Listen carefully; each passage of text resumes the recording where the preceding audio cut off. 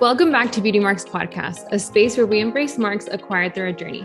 My name is Elizabeth Savion, and welcome back to another episode.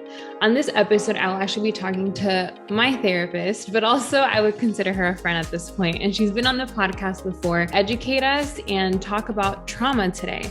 So welcome back, Maria. How are you doing? Thank you. I'm good.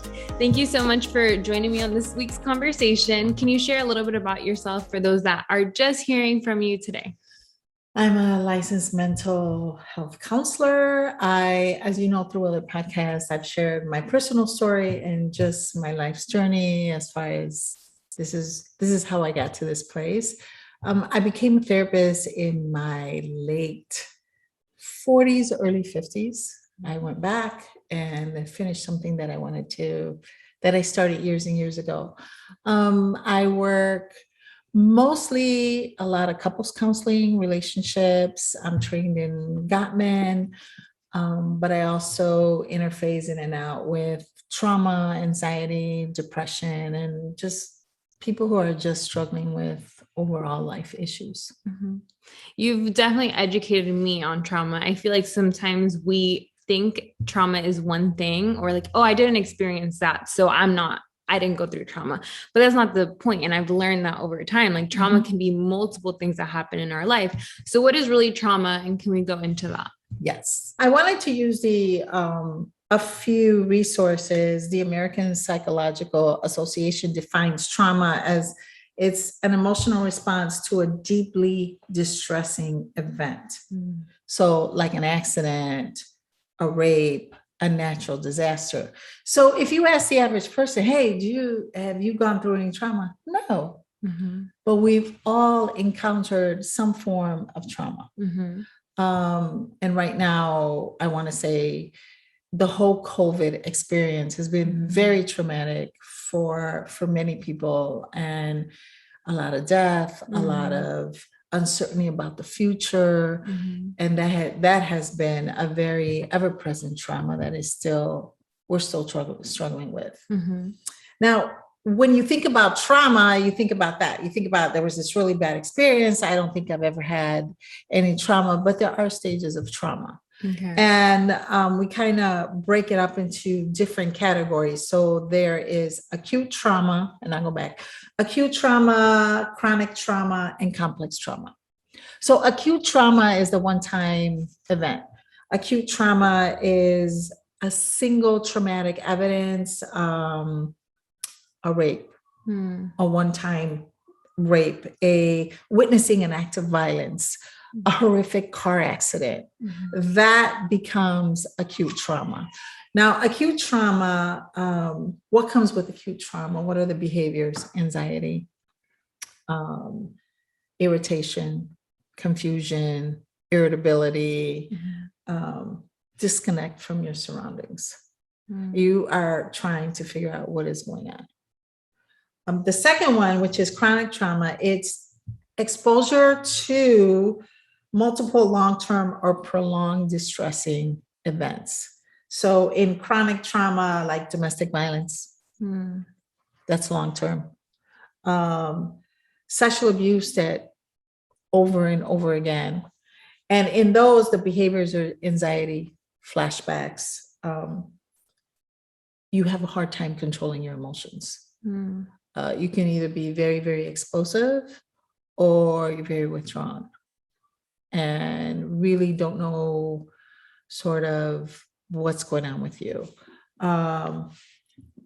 Unpredictable outburst, and your body, what we call somatic issues, you start having these pains. And then the third one is complex trauma. And complex trauma, which I see a lot, is, hey, when I was 6 years old, I was bullied for a whole year. When I was 7, I was sexually abused for 3 years. When I was 10, my parent went through a really bad divorce. So complex trauma is sort of the peeling the onion, because there's layers and layers of these are all the incidences that happen. Sometimes in therapy, we call them the big T's and the little T's. But everybody deals with trauma. So it's not so much the traumatic event, but trauma is, what is my response to that? To that event. To that event or series of events. How am I responding to that?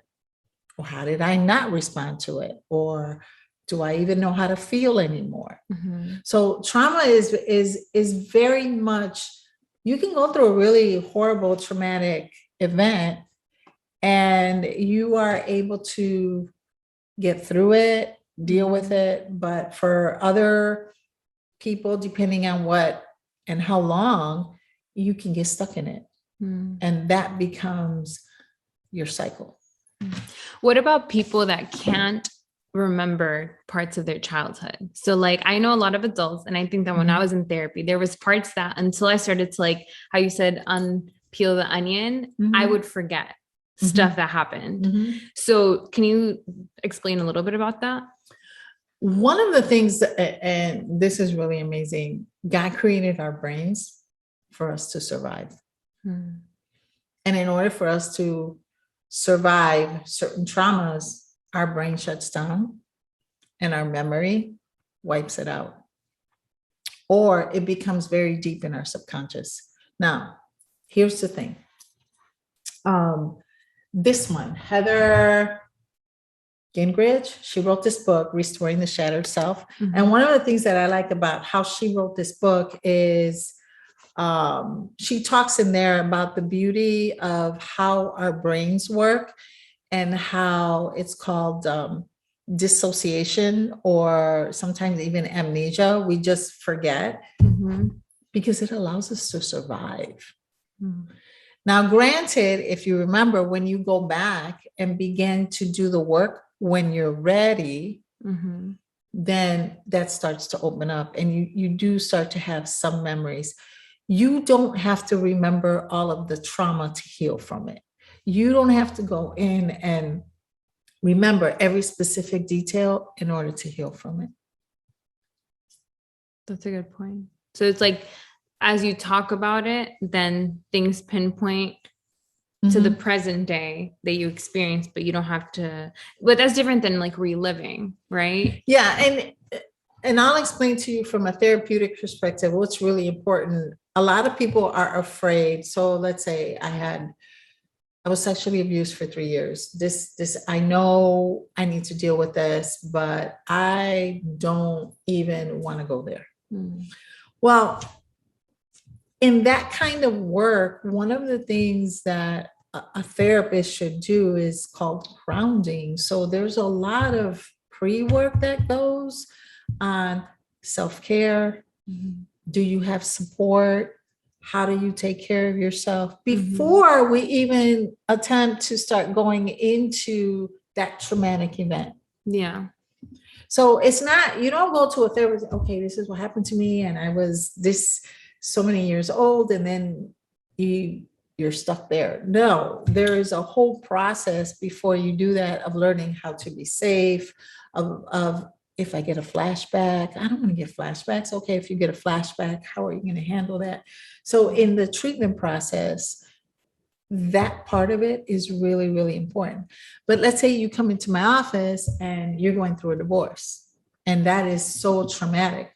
Okay, I'm not going to start doing trauma work with you because before you get into this, you want to be as stable as possible.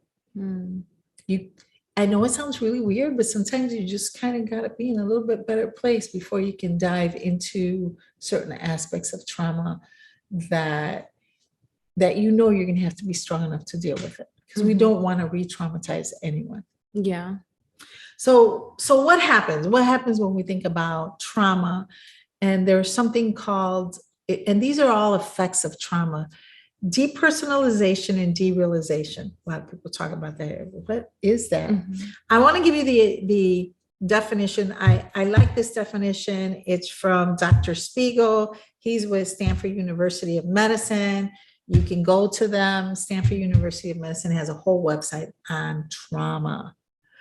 And he says it's a disorder that involves persistent or reoccurring feelings of being detached from your body, okay, or mental process. So it's like an outside observer of one's life, an outside observer. Okay, that's depersonalization, and or feelings of being detached from your surroundings, and that's derealization. So let me explain it in everyday terms. You can go into a room, there's a whole bunch of stuff going on, and you are almost in the corner looking at all the activity going on. Like you're there, but you're not there. You're really not connected. Okay. When you're going through a traumatic incident, many people will, while that, whether it's sexual abuse or whatever's happening, you try to get your mind somewhere else in order to survive the experience. That's and it's not something you plan. It just happens. Yeah. So what happens is now those things that helped you survive, if you don't manage them, they become a part of your life. And sometimes you feel like there's something wrong with me. And it's not that, it's the effects of trauma. You're not crazy. You're not, oh my God, why is it I'm in a room? And sometimes I feel so detached. It's a side effect from trauma. Because even if it happened years ago, you can still be traumatized, right? You can still have trauma that you just didn't deal with, even if it happened 20 years ago. No. I took a trauma healing course, like a facilitation course, and I learned that trauma is like, it's different than like a wound like that we get physically. Yes. Because if you treat, if you don't treat a wound on the outside of our body, it gets infected. Yes. Well, the same with our heart and the same with our heart wounds, trauma that we experience, if we don't deal with it, it starts affecting us, but with symptoms of like how we act and everything like that. And if you don't talk about it, it's different than like, again, from the outside, you go to the doctor, you get it healed and it's fine. But if you don't work in the inside trauma, it can literally feel like day one, 10 years, 15 years later when you're first talking about it. A really good example. I like the example that you gave of kind of like of your skin. So let's say you go out in the sun and you find out every time I go out in the sun, I get a rash. I'm not going to go out in the sun. Okay. But now you're in a situation where, man, I want to go to the beach. I live in Florida. What am I going to do? Now you got to deal with it. Trauma begins to come out more and more when you're in relationship. So it isn't until you're in relationship and you're trying to attach, because remember, you don't like to go to the beach because you're going to get the rash, but now you're in a relationship with me. I love the beach. You're like, hey, babe, let's go to the beach. And now you're going to go to the beach. You're like, man, I got to deal with this. This is going to come up. It doesn't go away. It is embedded there. But sometimes you don't have to deal with it until you are triggered. And sometimes you don't even know until a situation happens. And this is where having tools and understanding who you are is so important, because if you behaved in a way that was, okay, where did that come from? That's when you step back and say, okay, what's going on with me? What happened? Where's this coming from? This is not appropriate. But you have to know yourself enough to be able to do that. So triggered of what I've learned from you is like when you have something unhealed, correct? That comes up. And so it hits the spot. It's different from you remembering something, correct? I think you explained that to me. You can be triggered into a memory, or you can be triggered into a feeling, whichever one. Let me give you an example. So, okay, I was just married and already had a history of struggles in my relationship. So being newly married, whenever my husband and I would have a disagreement, he would suit up, the retired law enforcement, he would suit up and go to work. that's the kiss of death to me. That would trigger my feelings of abandonment. Is he coming back? Is he, and I would totally act a fool.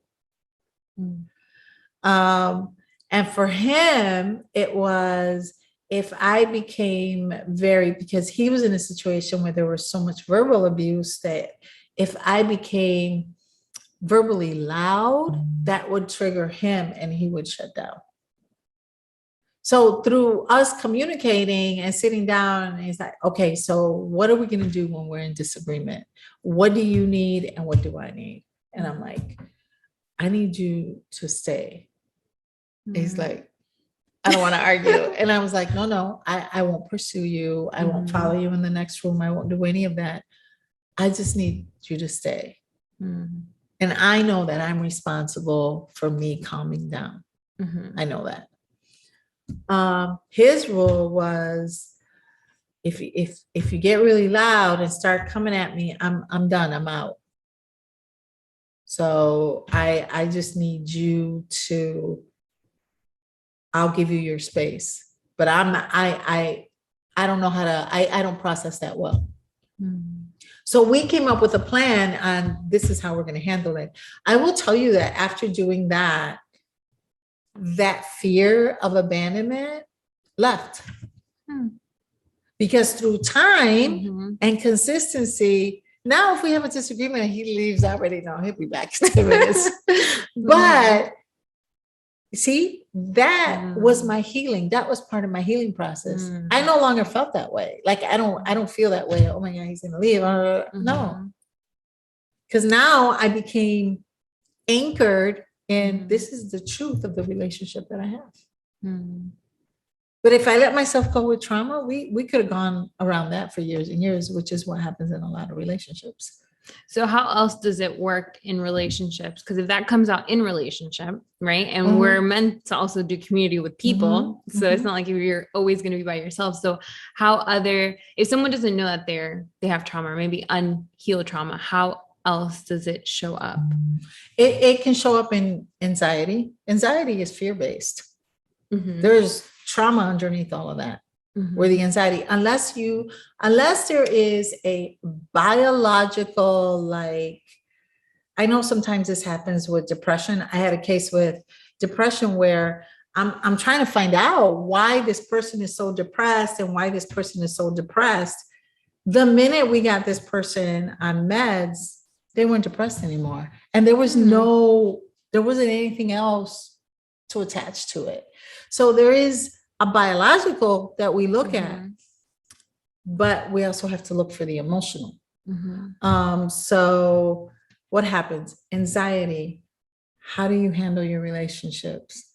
Have you ever been in a situation where everybody gets together and there's that one person that comes in and just blows up the party? Like they are always in drama, always in, and we see the behavior, but oh my God, please don't invite so-and-so because that's just going to be so overwhelming. And that's trauma, unfortunately. And if we don't allow ourselves to connect enough to say, hey, what's going on? I saw something on TikTok about this girl that was explaining how, let's say someone that's very talkative and loud, what happened in their childhood is, I think that they only got attention, correct me if I'm wrong, they only got attention when they acted out. So then that shows as an adult. And then another one was when they were abandoned. So they fear abandonment. So they attach, like they're very like needy. And so it's because in their childhood, they feared abandonment. I think that's what it was. And so it was a really good, like an inner child, and I know you've taught me that through like the inner child, like speak to that version of you in trauma. So can you speak a little bit about that? Yeah. And there's different levels of us. Sometimes I will ask, when you behave that way, how old do you feel? And you're like, what? He said, how old do you feel? And you have to kind of sit with it a little bit because it's kind of a weird question. Well, I'm an adult. No. If you have a 15-year-old boy or girl who maybe was assaulted or went through like a really difficult period, and you kind of shut that door and never dealt with it, never processed it, all that stuff is there. So when you least expect it or you're triggered, that 15-year-old will come out and you will act a fool, and you'll walk away saying, why did I do that? Why did I do that? Because we, in our stages of development, we can get stuck. I call it the amygdala hijacking. Amygdala is your fight, flight, or fear. Okay. So when you go through a traumatic incident and you keep going through it and going through it and growing through it, your amygdala is a responsive, okay, what's going on? Well, your frontal cortex here is where you reason. Well, if you are always in high alert, it starts to damage your frontal cortex and you can't process it. So guess what? You become what we call hyper-vigilant. You're always waiting for the next thing to happen. You're always waiting. Something's going to happen. I know something bad's going to happen because you grew up in that. So when I say, how old do you feel? It's, okay, what are you attaching to in history? What part of you is stuck? And that's why it's always good for everyone, especially, and I tell this to couples before they get married, do a genogram. Know your family of origin, how you were raised, your mom, your dad, how you developed, how were your relationships, what are the patterns that you kept doing, because it is going to come out in the marriage. So your childhood issues come up as an adult in relationships. Yes. And that is a result of that. Yes. It comes out. And then you develop other patterns. You develop patterns of codependency. You develop, again, the patterns of being anxious all the time, or depression, we call it. You start to develop pathology. You start to develop, like, your brain starts to change, your emotions, and you're trying to figure out, how do we do this? If I don't say anything else about all this trauma, I do want to say this. This is so important. We can heal from trauma. We totally can heal from trauma. And sometimes I have now been working with a lot of seniors because I have a lot of widows from COVID. Wow. A lot. And it's amazing. It's such an honor to hear their stories. They have so much life experience. But I see how their faith, how they're grieving, but yet they have this resilience to say, I know I have to move forward. They want the information. Why do I do this? Or I'm feeling this way. And it's just so honoring just to walk the journey. And I can tell them at their stage of their life, you got to go through this. Don't avoid it. You're going to be sad for this amount of time, or however much time it takes you. And these are the stages of grief, and you need to go through all these stages. They're like, okay, this is what I need to do. Wow. That's really interesting, because usually I would think that generation is more like closed off to like opening that hole, because a lot of them have been through a lot of stuff. So it's good to hear that are able to learn new skills. Well, I think it's because they have been through a lot of stuff that they're like, they understand. And now that I have been entering I'm in the 60s club. You start looking at, I have less time to live than more time. And you have a different perspective, and you kind of take an account of, this is how I've lived, and what do I want to do with the time I have left? And there's a healthy way to do that. And I'm talking about healthy people. Yeah. But now that generation is very much about not wanting to be a burden to their children, and how do I move, what are the things that I need to have in place? But their stories are amazing. Amazing, amazing. And they still come from the generation of, they took care of their parents, which is we're not seeing as much today. Mhm. There's a shifting going on with that. Mhm. Well, I like how you give hope to those that have been in trauma. I know with me personally, you've helped me through my trauma work. And when you were talking about just the fight or flight, I remember when I started going through therapy about relationship trauma and like, you know, my dynamic in that relationship.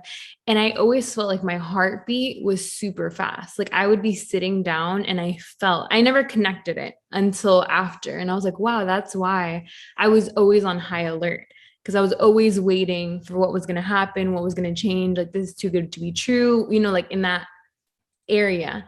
And I remember even through my healing journey, like one time I was talking to you and I was like, I think I said, like, Liz, we don't do that. Like, we don't do, like, in a situation of how I reacted. And I was talking to myself and I told you, I was like, Liz, we don't do that. And you're like, who's like we? Like, who are you talking to? You know, and that I was like, wow, like I was speaking to that old version of me that would be very toxic, that person of me that was very like just not healthy at all. And so I was speaking to that version. And so like you had told me that, you had said like, what is that? Like, who is she? And so it was like a healing, like it's kind of like being aware, like it's kind of like like, I feel like something that people don't talk about much is that when you're healing through trauma, it's also like you're grieving, you're processing. It's like a whole rewiring of your brain, the way that you handle things. But you know, there is hope for those that have gone through it. And I will tell you, the first time, even in my own trauma, I remember I was told, what was it? Well, you know, you have these episodes of anger, these outbursts or what. And I was like, she don't know what she's talking about. I was so angry. And I remember I got in the car and I was so angry. I don't do that. I don't do that. Well, you can't see your behavior unless you choose to. And it requires a humbleness and a transparency to say, I want to do life better. And you have to be willing to be vulnerable. And we don't want to be vulnerable. I remember as I, you know, when I was struggling with that, I was like, oh my God, I do this. I do it. You're like, I went back to the therapist. I'm like, you know, I was really upset with you. And she goes, I know. And sometimes even in my own work with my clients, sometimes my clients are, you don't know what you're talking about. I'm like, okay. And it's not important that I see it. It has, you have to see it. Yeah. I could have seen it 6 months ago. What difference does it make? You have to see it. And you have to kind of prepare yourself for it, because part of the grief is, man, I'm so disappointed that I acted that way, or that I was that way, or how did I even become that way? And there has to be, you have to have empathy for yourself to say, all right, yeah, this is what I do. And you can't fix what you don't know. You can't change it, but it requires you to be vulnerable and open. So in a relationship, all of a sudden you're with this person saying, you know, you do this. No, I don't. I don't do that. And you have no idea. Like, you're completely oblivious to it. And that ensues in a fight. This person doesn't love me. This is how they treat me. This is what they see. Step back. Always have that willingness to step back and say, okay, how is this affecting me and why? I have, as I get older, sometimes I get surprised with, when my mother passed 2 years ago, I was sort of taken aback. Okay, I'm going to deal with this. And some old trauma came back. I was like, I thought I was over this. But I still had some work to do. So I did the work and, you know, continue to move forward. And now I'm at such a different place, understanding. I'm at that place of acceptance and grief and saying, yeah, it was my mother's time, but this is all the processes that I had to go through. Everyone has some form of trauma. It's how we react to it. It's the healing that we need. We are very resilient. the brain has a wonderful ability to heal, to create what they call new neural, I call it neural bridges. So if for a length of time, a trauma can be, okay, I had a mother who never told me she loved me, ever, ever, ever, ever, ever. And this is an example. And I have to be perfect all the time. Okay. You start for years. That's where you stay. I have to be perfect. I have to do everything perfect. Well, from that, you begin to have other things that happen. Oh my God, if I didn't do it right, you start attaching other thoughts to it. Then I'm a failure. I'm no good. And that then starts to build to other dysfunctions and irrational thought beliefs, and your truth becomes very distorted. So we have to know who we are and understand who we are and understand our history in order to be able to heal and move forward and be imperfect. Say, yeah, I know I do that. I know it's something I'm working on. So we were speaking about trauma, the effects of trauma, depersonalization, derealization. Let's talk about dissociation. So the full called dissociative identity disorder, DID, is the old term was multiple personality disorder. We don't use that anymore. We use the term DID. But you can dissociate in different levels. You, like when you had asked previously and said, well, there's parts of my childhood that I don't remember. That's gone. But you can dissociate. Have you ever gotten to a place and you got there, but you don't remember how you got there? Yeah. Because you were deep in thought throughout the whole, and you're like, how did I even get here? Oh my gosh. Okay. When there's a lot of trauma, you can dissociate full conversations, experiences. Your brain starts struggling. And there's different levels of that.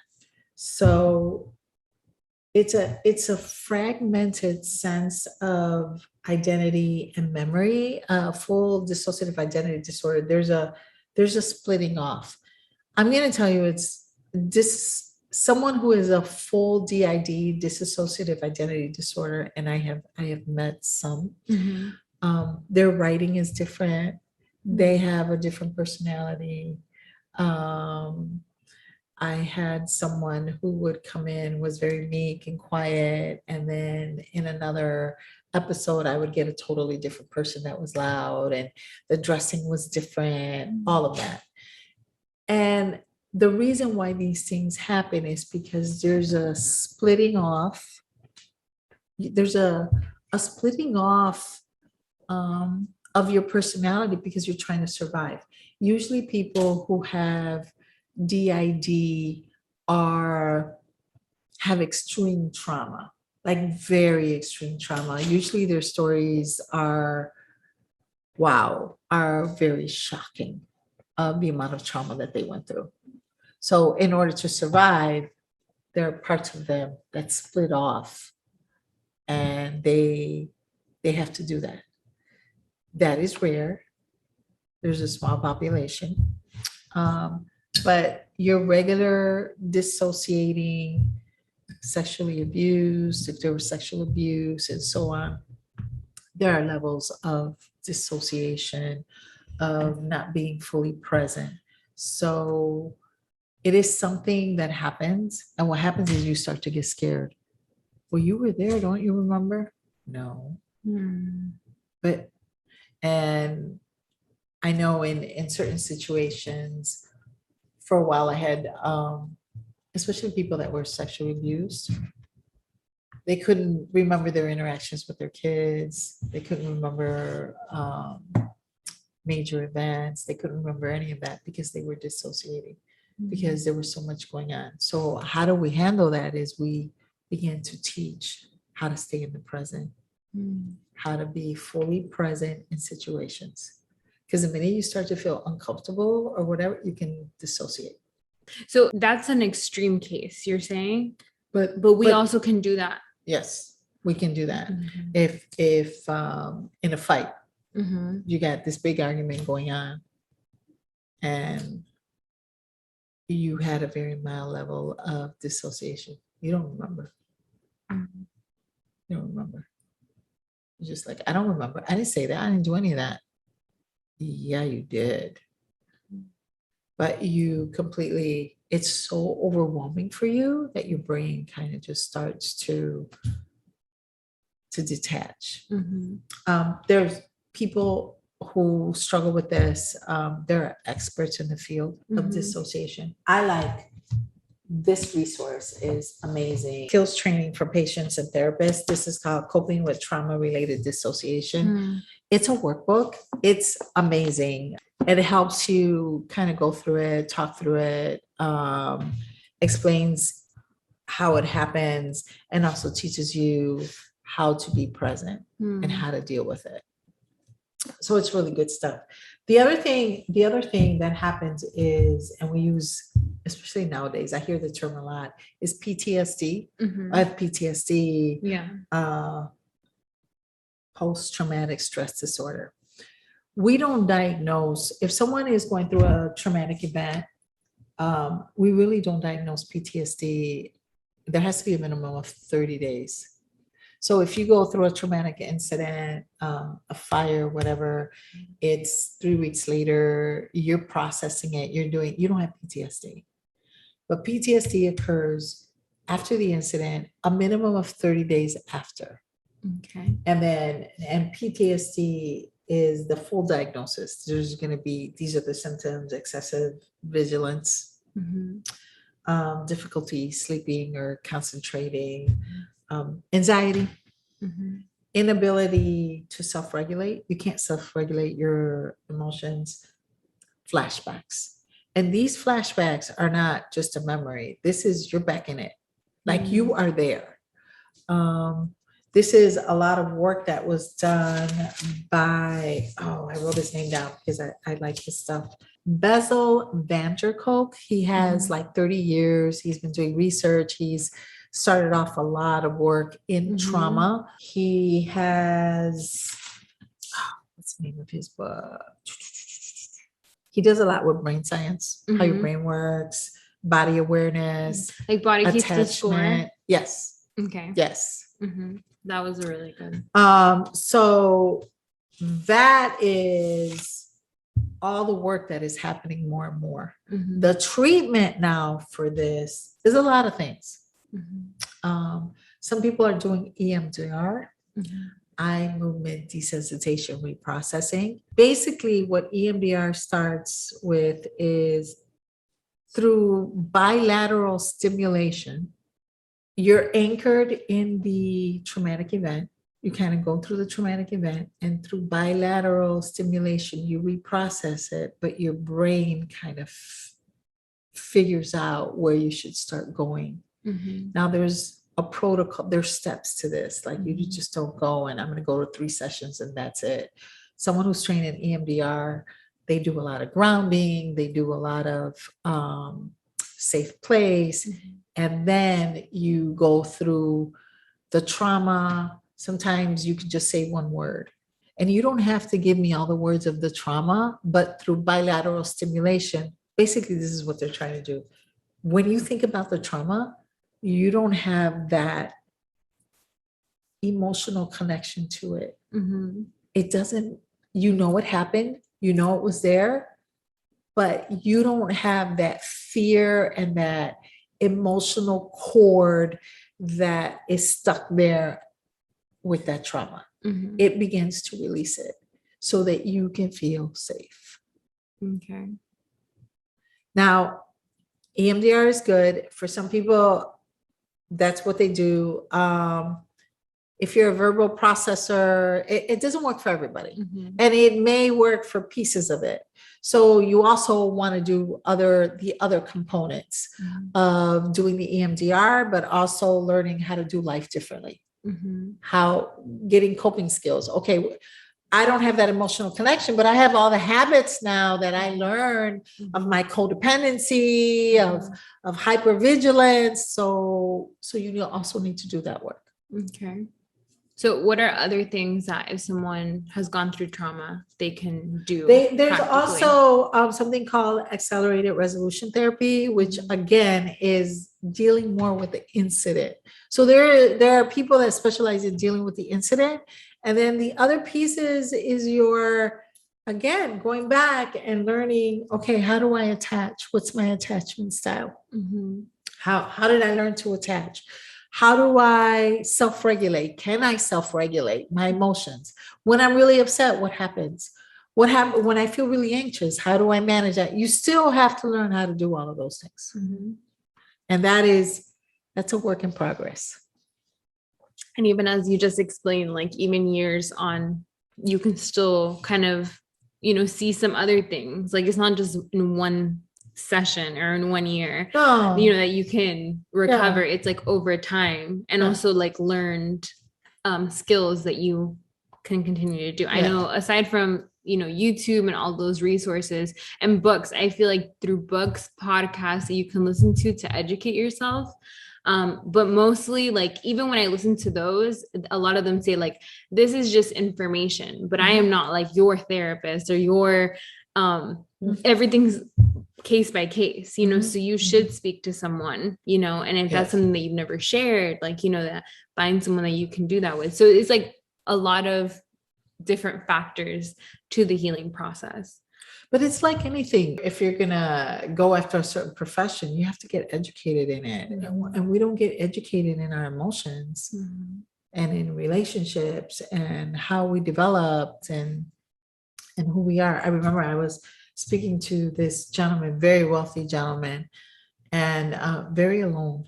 And I said, isn't it a shame? He says, successful in business, but completely bankrupt in emotions and in family.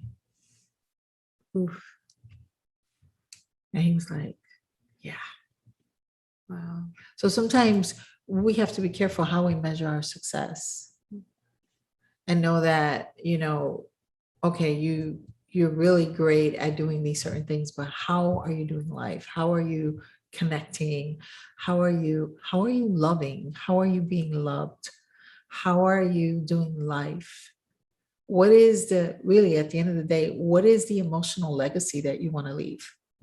And it's, do you allow trauma and so fearful of it that it has sabotaged your whole life, your relationships? Maybe you have children that you never knew how to really connect with them. You have 6 relationships and they're all awful, or 10 or 12, or you behave like I go through these episodes where, now addictions, and all of this is from a foundation. There's something underlying, there's something underneath. Yeah.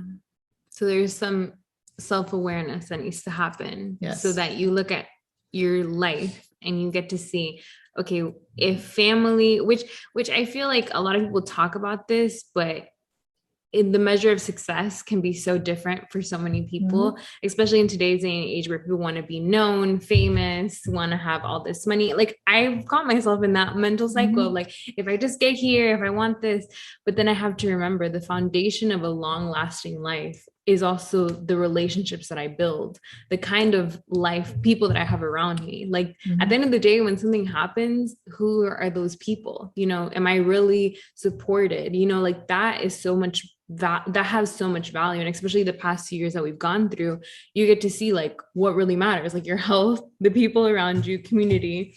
And of course, having resources is a blessing, but how much we weigh that to be, more is. Let's look at this past, all last year with COVID and the shutdowns and the hospitals and people dying and nurses committing suicide and all of those things is tragic.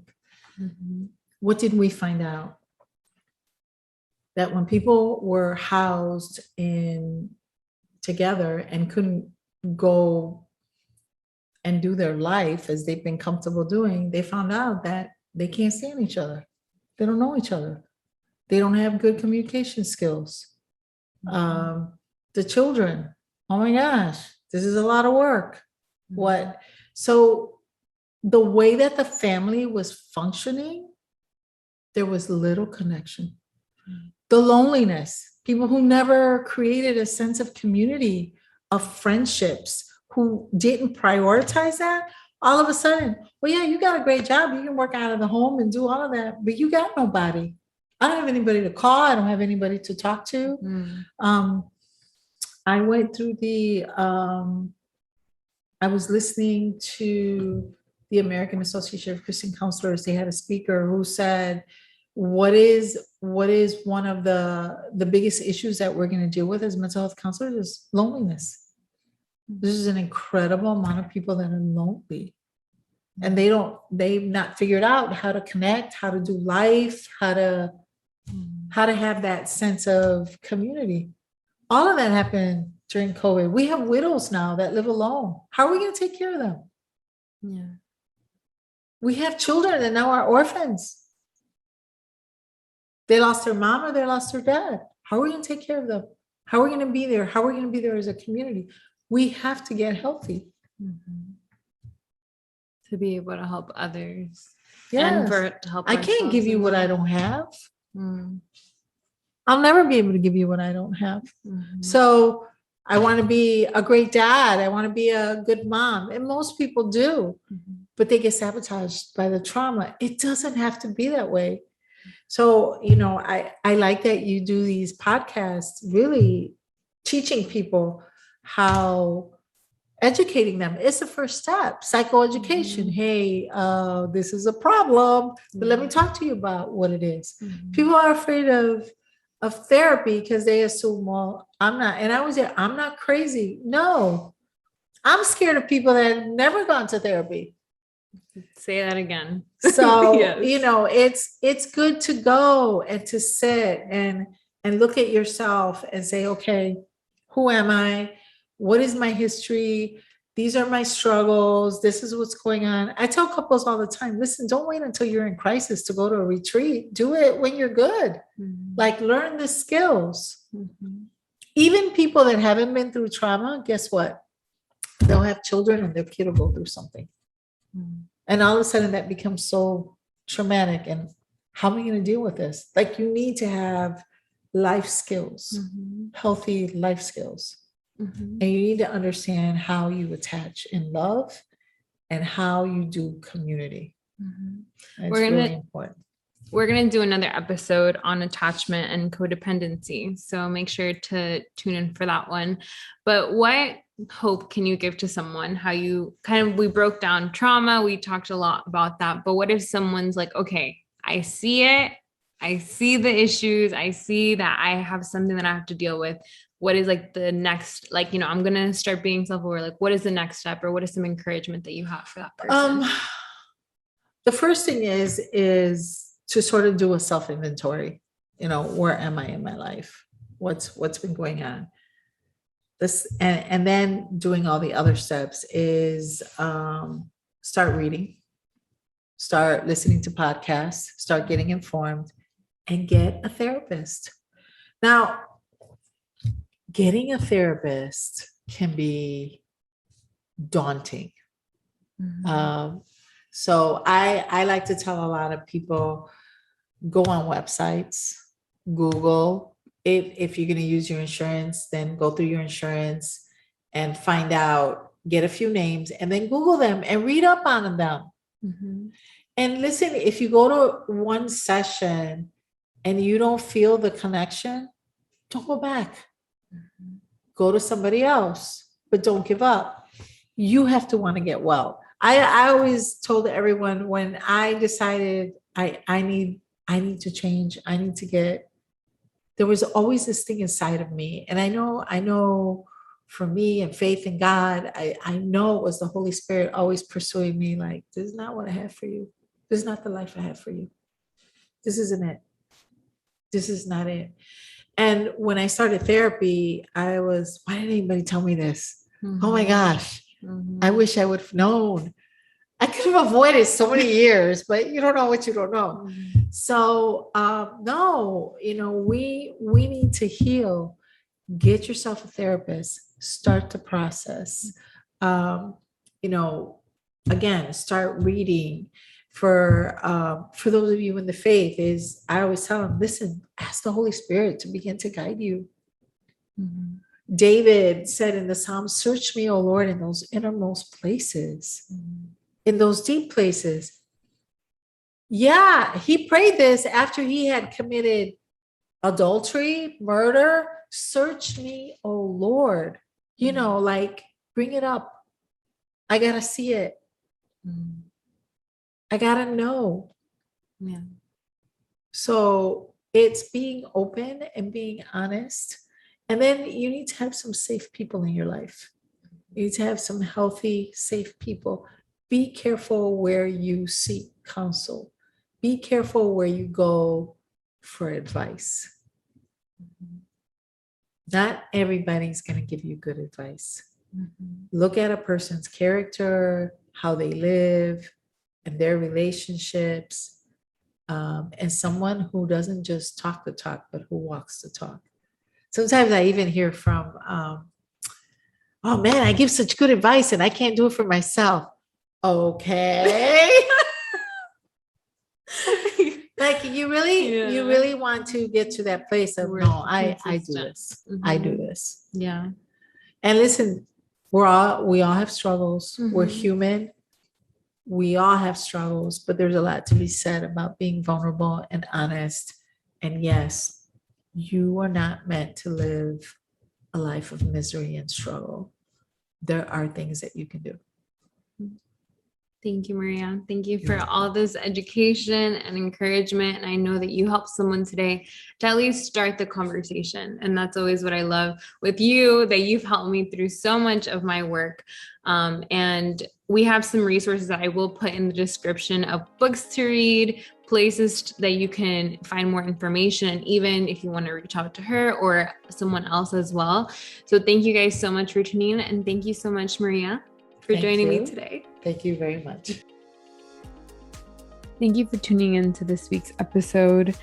It was honestly an episode that was even for me, because it's like she's my counselor. So it's like talking to her about these topics of stuff that I've kind of worked through. It like brought some stuff up after, like honestly talking about this was just kind of like remembering some stuff that I've processed this week. I would say, considering my low of the week, which instead of doing it in the beginning of the episode, I'm talking about it now. But the low of the week, I was on my period and I was feeling just all the emotions and I was just feeling very on edge this week. And I feel like having this conversation too brought up like all the other emotions as well. And so it just like, I did feel like just on an emotional low this week. And I was trying to like still motivate myself to do stuff, so like this weekend made some plans to go out and like try to get out of that, because I feel like I just know myself. So I'm like, okay, I have to remember like, okay, what's going on around me? Like, why am I feeling like this? It's like a very self-aware moment. So my high of the week was being able to spend time with my family. I went to see the sunflowers, which I enjoyed so much because for the past like 2-3 years, every time I go, all the flowers are already picked off or they're dead, because I go towards the end of October, beginning November. But this year I went this weekend and it was super nice. I got to like eat all the sweet stuff, which was like the apple cider donuts and blueberry lemonade. I think that's what it's called. And it was really good. It was at Southern Hills Farm. And that was really nice. So I recommend you to go if you haven't. And then I got to spend some time with friends and just really like enjoy my weekend. It was like a very social weekend. And I even told my family when I came back, I was like, honestly, I feel like I am like socialed out, because like this is a very rare occasion. Like I've shared on the podcast before, I feel like over this past few months, I've become like more of a homebody, but I'm trying to like get out of that. So I'm pushing myself and making more intentional plans. So the high of the week was doing that, and then doing a lot of wedding stuff for my parents' vow renewal. And like, we have the makeup and hair girl and just like all that stuff, which is really exciting because it's like exciting to see like your parents really happy and like they're like living a moment that they really didn't get to do 30 years ago. And so it's exciting to be a part of it and just honestly supporting them in that. So, Mental Health Awareness Day was today, and it was really about breaking the stigma and educating people on mental health. So, like, there is still a stigma of, especially what we talked about last week about like, like you have to be crazy, like it's all in your head, like there's a lot of things that people still believe. But I really think that mental health, even if you go one time, it's like we do this for other things. Like we go to the doctor when we're trying to figure out, and they're specialists, for your hormones, for your nutrition, for just so many different areas. And then we get a physical trainer at the gym when we don't know. And we, go to a mechanic for our car. Like we need education on all these things. Just like Maria said, like we don't get education on relationships and trauma and mental health. And that's stuff that as adults, we end up paying a price for because we don't prioritize it. And if we don't, then it starts showing in other areas. So just like when she talked about measuring success, if that's important to you and you want to change the family dynamics that you have in your own family for your future family, that starts with you. And at the end of the day, you can only control yourself. So if you want to see the change in your own family, you start doing the work for yourself, and you will start seeing as like you can influence or inspire other people to then start, doing the work themselves. Never to control, but just have a good impact on those around you. So I really hope that that you're not alone, that whatever you may be going through, that there's people that love you and care about you. And if you are struggling with mental health, please reach out to someone. Are people that love you, care about you, want to hear you, want to help you, and there are resources that can do so. I just want to leave you with one last thing for this episode is what I believe of this podcast episode itself is just that you can still have a great life, even if you went through trauma, even if you've had struggles in your life and your story isn't over yet. Like you can still create a life that you love and a better future for you and your future family. Like you can still do that. So I hope you guys have a great week. Thank you guys again. Make sure to subscribe to this podcast, share it with a friend, rate 5-star review. Let me know what your thoughts are in the comments. And thank you guys again. I'll see you guys next week.